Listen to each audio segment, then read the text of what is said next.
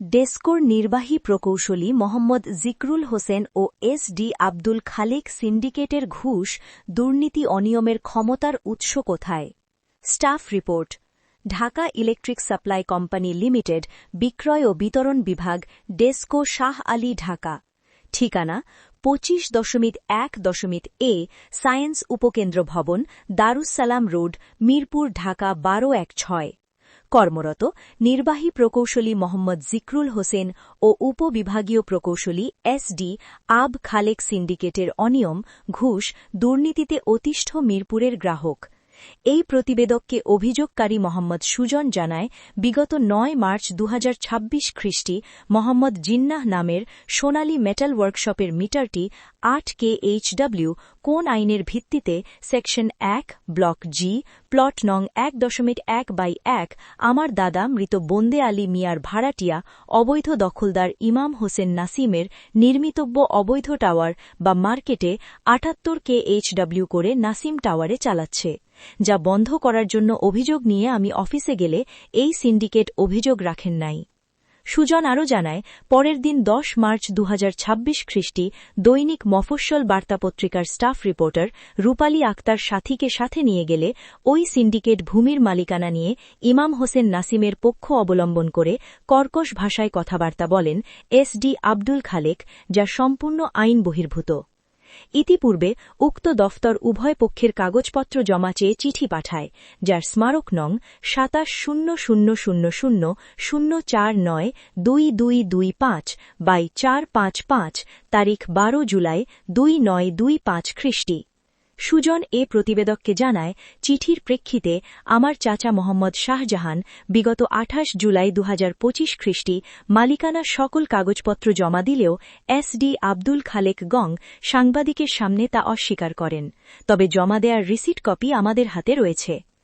এস.ডি. Abdul Khalek syndicate কি আমাদের বিরোধী ইমাম হোসেন নাসিমের লোকজনের হাতে কাগজপত্র তুলে দিয়েছেন, না ঘুষের বিনিময়ে ওই সিন্ডিকেট কাগজপত্র গায়েব করে দিয়েছেন? কারণ ওই অবৈধ ভবনে সাবস্টেশন বসানোর জন্য এস.ডি. আব্দুল আলেক গংদের সাথে 30 লক্ষ টাকা ঘুষের চুক্তি হয়েছিল বলে সাধারণ জনগণের মাঝে তখন বিষয়টি প্রচারণ করেছিল নাসিমের চাচা শ্বশুর মার্কেটের ম্যানেজার ইউনুস নিজেই। এই ক্ষোভ এস.ডি. আব্দুল খালেকের রয়েছে বলে স্থানীয়দের ধারণা। এই প্রতিবেদককে দৈনিক মফস্বল বার্তাপত্রিকার স্টাফ রিপোর্টার রূপালী আক্তার সাথী বলেন, ডেসকো অফিসে সুজনের সাথে আমি গিয়েছিলাম, কেন অভিযোগ রাখবেন না, কোন আইনের ভিত্তিতে, তা জানার জন্য। আমি নির্বাহী প্রকৌশলী মোহাম্মদ জিকরুল হোসেনের নিকট জানতে চাইলে অভিযোগ না রাখার বিষয়টি এড়িয়ে গিয়ে ভূমির মালিকানা সংক্রান্ত বিষয় উত্তোলন করলে সুজন তাদেরকে জানায়, ভূমির মালিক দাদা বন্দে আলী মিয়া। কিন্তু গৃহায়নের নামে ভুলবশত রেকর্ড থাকায় বিগত 9 নভেম্বর 2025 খ্রিস্টি গৃহায়ন বাণিজ্যিক প্লট দেখিয়ে টেন্ডার করলে আমার বাবা জাহাঙ্গীর ও চাচা শাহজাহান মহামান্য হাইকোর্ট বিভাগে টেন্ডারের বিরুদ্ধে রিট পিটিশন দায়ের করেন। এস.ডি. আব্দুল খালেক নাসিমের পক্ষ অবলম্বন করে বলেন, রিট পিটিশন তো নাসিমও করেছেন। সুজন জানায়, বাংলাদেশ সরকারের ভূমি মন্ত্রণালয়ের অধিগ্রহণ শাখা 2002 সালে দাদা বন্দে আলীর অনুকূলে 30% ভূমি অবমুক্ত করে গেজেট প্রকাশ করেন, যা এস.ডি. আব্দুল খালেক ভুয়া বলে উল্লেখ করেন। এ প্রতিবেদকের অনুসন্ধানে বেরিয়ে আসে, ভাড়াটিয়া ইমাম হোসেন নাসিম প্রথম রিট করেন ভূমি থেকে তাকে উচ্ছেদ না করার জন্য ও দ্বিতীয় রিট করেন রাজধানী উন্নয়ন কর্তৃপক্ষের অবৈধ ভবন উচ্ছেদের চূড়ান্ত নোটিশের বিরুদ্ধে। এখানে বিদ্যুৎ সংক্রান্ত কেন রিট বা মামলা চলমান নাই?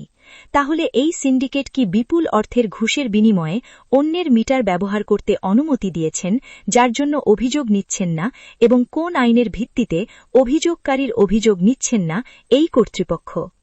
এই প্রতিবেদকের মন্তব্য হল, অভিযোগকারীর অভিযোগ গ্রহণ করে যদি অভিযোগের সত্যতা না পেতেন তবে আমলে নিতেন না, আর সত্যতা পেলে আমলে নিয়ে অবৈধ ভবনে অবৈধ মিটার সংযোগ বিচ্ছিন্ন করে দিতেন কর্তৃপক্ষ।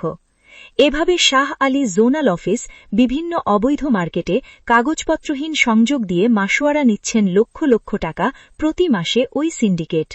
এই সিন্ডিকেটের হাত থেকে সাধারণ জনগণ মুক্তি চায় জ্বালানি ও খনিজ সম্পদ মন্ত্রণালয় এবং ঢাকা ইলেকট্রিক সাপ্লাই কোম্পানি লিমিটেডের কর্তৃপক্ষের নিকট। দাম্ভিকতার সাথে এই সিন্ডিকেটের সদস্য আব্দুল খালেক এসডি সাংবাদিকের সাথে বলেন, আপনারা নিউজ করেন, যাদের বিরুদ্ধে ইতিপূর্বে নিউজ করেছেন তাদের প্রত্যেকেরই প্রমোশন হয়েছে। এতে কি বুঝতে চেয়েছেন তাদের অনিয়ম দুর্নীতিকে ডেস্কো কর্তৃপক্ষ উৎসাহ দিচ্ছেন?